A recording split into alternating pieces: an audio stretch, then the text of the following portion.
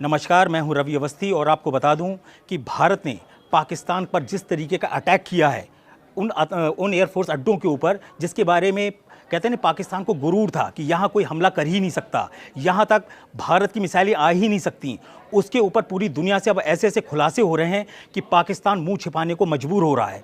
हालात ये हो गए हैं कि इस समय अमेरिका के एक्सपर्ट्स, ऑस्ट्रिया के एक्सपर्ट्स डंके की चोट पर कह रहे हैं कि पाकिस्तान बुरी तरीके से हार चुका है, चाहे वो भले ही झूठे कितने भी दावे कर ले। आप लटके हुए चेहरे शहबाज शरीफ के देख सकते हैं, आप लटका हुआ चेहरा जनरल आसिम मुनीर का देख सकते हैं, जो मुंह नहीं छिपा पा रहे हैं कि आखिर उनके 11 एयरबेस को भारत ने कैसे उड़ा दिया। आप अंदाज़ा लगा सकते हैं कि भारत ने बिना क्लेम किए, भारत की तरफ से कोई क्लेम नहीं है, लेकिन दुनिया बोल रही है कि भारत की जो मिसाइलें हैं उसने पाकिस्तान के परमाणु ठिकानों पर सटीक निशाना लगाया है, और ऐसा निशाना लगाया है कि जो उनके परमाणु बंकर थे, जो उनकी परमाणु सुरंगें थीं, उनके दरवाज़ों को बंद कर दिया है। इतना ज़ोरदार धमाका किराना हिल्स के ऊपर हुआ है कि उसकी तस्वीरें, उसके आंकड़े, उसके जो संकेत मिल रहे हैं वो इतने स्ट्रांग हैं कि चाहकर भी पाकिस्तान सही से इसका खंडन ही नहीं कर पा रहा है। अब आपको मैं एक एक करके सारी खबरें बताऊंगा कि आखिर मामला चल क्या रहा है। पहली खबर तो ये है कि जो टॉम कूपर हैं, टॉम कूपर ने एक अपना आर्टिकल छापा था 4 दिन पहले कि मैं पूरे दावे के साथ कह सकता हूं कि भारत की 2 मिसाइलों ने, उन्होंने मिसाइल का नाम नहीं लिया, भारत की 2 तगड़ी मिसाइलों ने सारे एयर डिफेंस को चकमा देते हुए पाकिस्तान के किराना हिल्स पर सीधा अटैक किया, जिसकी वजह से जो एंट्री पॉइंट थे परमाणु ठिकानों के वो ध्वस्त हो गए, और ये पाकिस्तान के लिए एक बहुत बड़ा खतरा है। बीच में रेडिएशंस की बात आई कि वहाँ पर लीकेज हो रहा है, लेकिन उस खबर का हर तरफ से खंडन किया गया। भारत ने एक बार भी नहीं बोला है कि हमने उनके परमाणु ठिकानों पर हमला किया है, लेकिन पूरी दुनिया कह रही है कि इस वक्त जो हमला हुआ है वो ऐसा हमला हुआ है कि पाकिस्तान मुंह दिखाने के काबिल नहीं रह गया है। मैं आपको ये बता रहा हूं कि इस समय चल क्या रहा है। पाकिस्तान के परमाणु नुकसान पर ऑस्ट्रेलियाई रक्षा विशेषज्ञ टॉम कूपर का जो दावा है उसको लेकर अब हल्के हल्के क्या हो रहा है, पूरे वर्ल्ड में जो रक्षा विशेषज्ञ हैं वो इस कंक्लूजन पे पहुंचे हैं कि नहीं, भारत ने कुछ ऐसा किया है जो अब तक किसी ने नहीं किया था। हम लोग इंतजार कर रहे थे कि शायद इजराइल ईरान के परमाणु ठिकानों पे हमला करेगा, हम लोग इंतजार कर रहे थे कि शायद अमेरिका की मिसाइलें आएंगी और ईरान के परमाणु ठिकानों को तबाह कर देंगी, लेकिन उन सब से दूर बिना किसी शोर शराबे के जो 9 और 10 मई की रात को हुआ उसने तहलका मचा दिया है पाकिस्तान में। आप विश्वास नहीं मानेंगे, 10 तारीख के बाद से पाकिस्तान ने कहते हैं ना परमाणु बम का पाप बोलना भी छोड़ दिया है। अब तो कहते हैं ना कि पाकिस्तान जो है वो परमाणु धमकी से खुद तौबा तौबा करने लगा है। उसकी जो धमकियां थी उसी का असर था कि भारत को यह कदम उठाना पड़ा। ये मैं आपको फिर बता रहा हूं, ये सूत्रों के हवाले से खबर है। हमारी सरकार ने बिल्कुल भी क्लेम नहीं किया है कि हमने उनके परमाणु ठिकानों पर हमला किया है, लेकिन जो बयान हमारे प्रधानमंत्री जी के आए हैं, जो रक्षा मंत्री जी के आए हैं, वो ऐसे हैं जिससे समझदार को इशारा ही काफ़ी है। हमारे प्रधानमंत्री जी ने क्या बोला था अटैक करने से पहले कि हमारे पास वक्त बहुत कम है और टारगेट बहुत बड़ा है। ये अटैक करने से पहले का है। उसके बाद क्या आया, जब प्रधानमंत्री जी गए और एयरफोर्स में के जवानों का हौसला बढ़ाया तो उन्होंने वहाँ क्या बोला कि देखिए, हमने पाकिस्तान की परमाणु धमकियों को, अब ब्लैकमेलिंग को बिल्कुल भी नहीं सहेंगे और उनकी धमकियों को हमने चकनाचूर कर दिया है। चकनाचूर का सेंस ये है कि हमने ऐसे सटीक हमले किए हैं कि पाकिस्तान अब चाहकर भी परमाणु का ना पा भी नहीं बोलेगा। एटम बम का कहते हैं ना धुआं निकाल के रख दिया है, परमाणु बम को पेंसिल बम बना के रख दिया पाकिस्तान के। दूसरी इंपॉर्टेंट चीज़ ये है कि हमारी जो मिसाइलें थी वो इतने सटीक तरीके से पहुंची कैसे। चीन को पूरा भरोसा था कि उसके सैकड़ों सैटेलाइट्स और हमारा HQ-9 जो डिफेंस एयर डिफेंस है वो पाकिस्तान को बचा लेगा, और वो बहुत ही कॉन्फिडेंट था क्योंकि उसको पता था कि तुर्की के TV-2 ड्रोन्स, जिसको हम बोलते हैं बख्तियार ड्रोन्स, वो वहाँ पर थे। इसके अलावा चीन का T4 ड्रोन वहाँ पे था, C4 ड्रोन वहाँ पर था। उसको पूरा अंदाज़ा था कि जो भारत है वो आराम से इसके लपेटे में आ जाएगा। लेकिन हुआ क्या, आज की जो सबसे ताज़ा खबर है वो ये है कि करीब 600 ड्रोन भारत ने अपने एयर डिफेंस सिस्टम से तबाह कर दिए। और हमारा एयर डिफेंस सिस्टम ऐसा नहीं था कि किसी एक को क्रेडिट दिया जाए, हमने एक ऐसे कहते हैं ना मकड़ी का एक ऐसा जाल तैयार किया एयर डिफेंस का जिसमें से वो निकल ही नहीं पाए।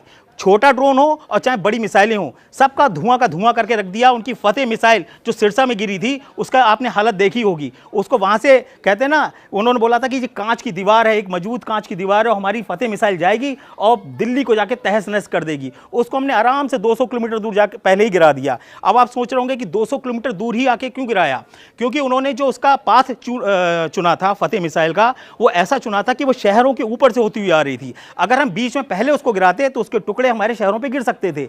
इसलिए भारत सरकार, भारतीय सेना ने जैसे ही देखा कि ये मिसाइल फतेह आ रही है, उन्होंने उसके लिए एक ऐसा डेड पॉइंट तैयार किया कि हमें इसको ऐसे जगह गिराना है जहां कोई जान माल का नुकसान ना हो। और हमारा फैसला बिल्कुल सटीक था, हमने फतेह को उस जगह चटकाया जहां वो पाकिस्तान उम्मीद ही नहीं कर सकता था। तीसरी इंपॉर्टेंट बात यह है कि ब्रह्मोस मिसाइल ने पहली बार ऑपरेशन में साबित कर दिया है कि हमारी जो ब्रह्मोस मिसाइल है उसका तोड़ ना तो चीन के डिफेंस सिस्टम के पास है, और पाकिस्तान की तो कहने क्या, वो तो पूरी तरीके से ना उसके तो जो कहते हैं ना एयरक्राफ्ट, कई एयरक्राफ्ट बिल्कुल पतंगों की तरह नीचे आके गिरे हैं। मैं आपको भारत के एक रिटायर्ड मेजर जनरल के हवाले से खबर बता रहा हूं, मैं उनका नाम नहीं बताऊंगा, लेकिन उन्होंने बिल्कुल साफ सुथरा बताया है कि हमने पाकिस्तान के 8 जेट्स और विमान, जो सैन्य विमान है, उनको उड़ा दिया, जिसमें अवैध भी है, जो करोड़ों रुपए का था, वो उसको हम सब उड़ा चुके हैं। लेकिन अभी हमारी सरकार ने इस तरीके का कोई क्लेम नहीं किया है, क्योंकि वो हल्के हल्के सारी चीज़ों को बता रही है। आप खुद अंदाज़ा लगाइए कि 10 तारीख से आज 15 तारीख हो गई, आपने देखा होगा कि किस तरीके से जो खबरें हैं वो छन छन के बाहर आ रही हैं। पहले हमने कभी नहीं बताया था कि हमने 15 ब्रह्मोस मिसाइलों से हमला किया है, अभी भी सरकार ने नहीं बताया, लेकिन सूत्रों के हवाले से, भारतीय सूत्रों के हवाले से खबर है कि हमने 15 सुपरसोनिक क्रूज ब्रह्मोस मिसाइलों का इस्तेमाल किया और उनके 11 एयरबेस का धुआं निकाल के रख दिया। नूर खान, जो नूर खान एयरबेस है, जिसको बोलते हैं परमाणु फैसिलिटी से लैस है, बहुत ही हाईटेक है, और उस पर कहते हैं ना कि जनरल मुनीर और शहबाज शरीफ को बहुत ही कहते हैं ना कि फख्र था, उसका धुआं निकाल के रख दिया है। एक चीज इंपॉर्टेंट आपको और बताएं, जिस वक्त 10 तारीख को जो हमला हुआ था नूर खान एयरबेस पे, उसके 1 घंटे के अंदर इमरजेंसी आ गई थी, परमाणु इमरजेंसी आ गई थी पाकिस्तान के अंदर, और रात में 1:44 पर वहां पर एक भूकंप का झटका महसूस किया गया, जिसकी तीव्रता 4.0 की थी। वो उसके बारे में दावा किया है टॉम कूपर ने कि यह धमाका उस धमक का था जो सुरंगों के अंदर से हुआ था। उसी को लेकर पूरी दुनिया में हड़कंप मचा। उसी के बाद से लोग कहने लगे कि ऐसा कैसे हो सकता है कि जिस वक्त हमारी ब्रह्मोस या जो भी मिसाइल ने वहां पे हिट किया, उसके बाद ही भूकंप क्यों आया, उससे पहले भी नहीं आया, उसके बाद भी कुछ नहीं हुआ, आफ्टर इफेक्ट का एक भी झटका दोबारा वहां पे नहीं आया। तीसरी इंपॉर्टेंट बात, जो ब्रह्मोस मिसाइलें थी, उन्होंने भोलारी एयरबेस, जिसमें एक विंग वहां का स्क्वाड्रन लीडर था, पायलट बहुत ही सीनियर होता, स्क्वाड्रन जो पूरी स्क्वाड्रन को लीड करने वाला पाकिस्तानी पायलट था, वो मारा गया। उस्मान क्यों मारा गया? उसको अंदाजा ही नहीं था। उसको अंदाजा था कि हमारी HQ-9 जो चीन का एयर डिफेंस सिस्टम है, वो आराम से भारत की मिसाइलों को रोक लेगा। उसके पास जो खुफिया इनपुट दिए गए, उसको पाकिस्तानी वायुसेना के हेडक्वार्टर से जो इनपुट दिए गए, उसको यही बोला गया कि भोलारी तक नहीं पहुंच पाएंगी, आप चिंता मत करिए, आप अपनी चीज़ों को तैयार रखिए। उन्होंने अपने एयरक्राफ्ट रखे हुए थे रनवे के ऊपर, हैंगर के अंदर कुछ उनके कहते हैं विमान थे, और बहुत सारा एम्यूनिशन था, मिसाइलें थी। उसी पे जाके हमारी मिसाइल ने हिट किया। ये मैं नहीं बोल रहा हूँ, ये पाकिस्तान की पूर्व एयर चीफ मसूद अख्तर, नाम फिर से सुन लीजिए, पाकिस्तान के पूर्व एयर मार्शल मसूद अख्तर ने खुद बोला है, जो पाकिस्तान की कहते हैं ना वायुसेना की रग रग से वाकिफ हैं, कि 4 ब्रह्मोस मिसाइल ने भोलारी एयरबेस पे अटैक किया, जिसमें से एक मिसाइल सीधे हैंगर के अंदर गई, जिसके आप चीथड़े देख ही रहे हो। यही है वो भोलारी एयरबेस जहां पे हमने चीथड़े उड़ाए उनके। और इसमें इंपॉर्टेंट क्या चीज़ है, इसी हैंगर के अंदर एवास्क था। एवास्क वो ऐसा विमान होता है जो उड़ता हुआ रडार होता है, उड़ता हुआ मिसाइल सिस्टम होता है, और उड़ता हुआ जेट का हेडक्वार्टर होता है, जो आसमान में उड़ रहे होते हैं। उस सब को पूरी तरीके से हिंदुस्तान की वायुसेना ने तबाह कर दिया, और वो भी कैसे? LOC बिना पार किए। आप अंदाजा लगाइए, सुखोई से मिसाइलें हिट होती रहीं, और वो जाके उन टारगेट पे लगी जहां पाकिस्तान ने कभी उम्मीद ही नहीं की थी। तीसरी इंपॉर्टेंट बात है, अब पाकिस्तान में चल क्या रहा है और किसने क्या कहा। अमेरिका के एक पूर्व पेंटागन अधिकारी हैं माइकल, उन्होंने क्या बोला है कि पाकिस्तान को कहते हैं ना, एक उन्होंने वर्ड यूज किया कि डॉग, यानी कि कुत्ते की तरह दुम दबा के वो वहां से भागा है, जंग के मैदान से भागा है। और ये पूर्व पेंटागन अधिकारी जो होते हैं, वो ऐसी हवा खेल नहीं करते हैं, इनके इतने स्ट्रॉन्ग इनपुट होते हैं, जितना पाकिस्तान को अपनी सेना के बारे में नहीं पता होगा, उससे ज़्यादा तो अमेरिकन को पता है। उनके F-16 वहाँ है, उनको एक एक हलचल का, एक एक चीज़ का सटीक पता होता है। और उन्होंने बिल्कुल क्लियर कट बोला है माइकल ने कि भाई देखिए, ये जो मारे गए हैं, ये जो हार हुई है पाकिस्तान की, वो पूरी दुनिया के सामने आ चुकी है।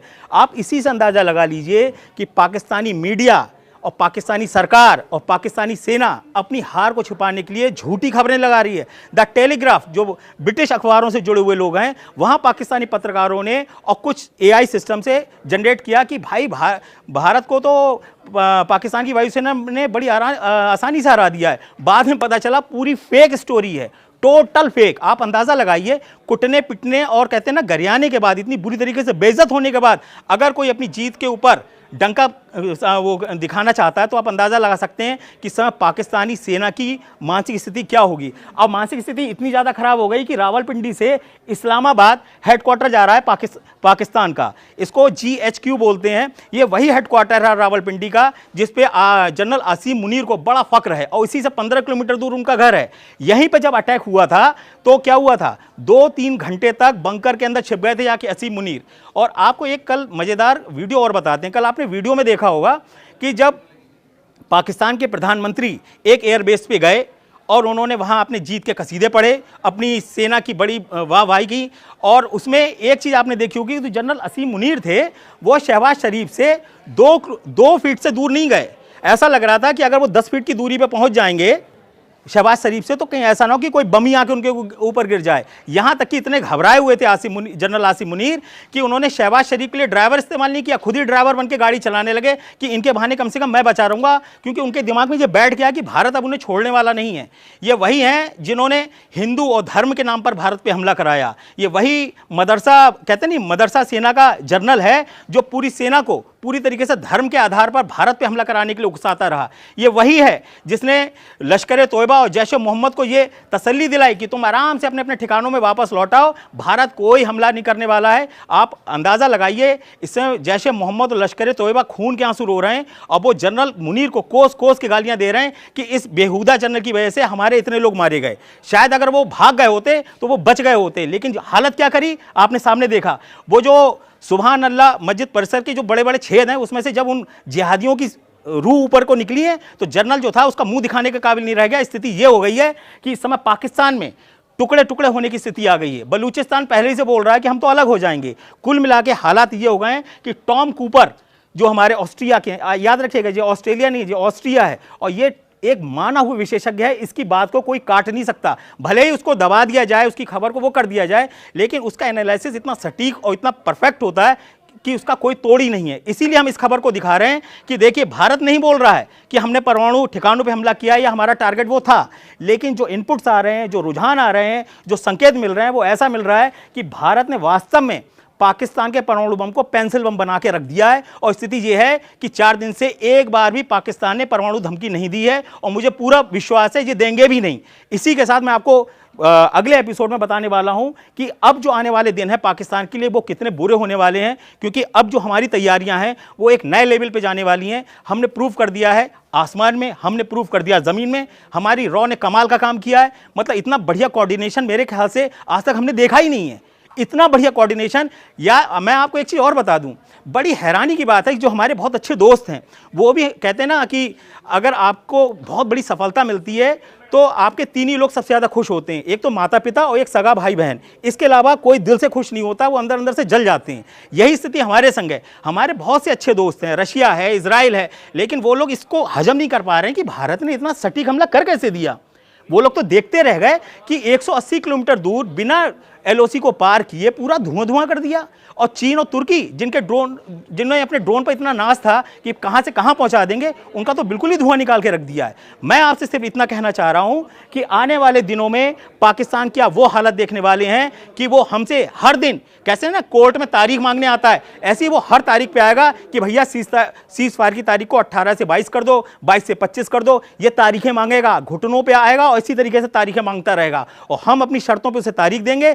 जिस दिन हमें मौका मिलेगा उस दिन पूरी पिक्चर कंप्लीट कर देंगे। राजनाथ सिंह ने आज क्लियर कट बोला है कि अभी तो बेटा तुमने ट्रेलर देखा है, पिक्चर तो अभी पूरी बाकी है। अभी तो हमारी बहुत सारी चीजें इतनी तेजी से इनहेंस हो रही हैं जिसका कोई ठीक नहीं। तो मैं आपसे बहुत जल्दी मुलाकात करूंगा, हो सकता है कल आपको एक बहुत ही विस्तार से एक डिटेल रिपोर्ट दूं। फिलहाल आप टॉम कूपर को अच्छे से सर्च करिए और वो आपको बताएंगे कि आखिर माजरा हुआ क्या है। और John Spencer, colonel John Spencer को जरूर देखिएगा, जो कर्नल जो अमेरिका के हैं, उन्होंने तो बहुत ही साफ सुथरा बोला कि भाई इसमें किसी को शक होना ही नहीं चाहिए कि भारत ने एक तरफा मैच किया है, बिल्कुल IPL बना के रख दिया पाकिस्तान के लिए। ऐसा आप समझ लीजिए। हम आपसे कल फिर मिलेंगे।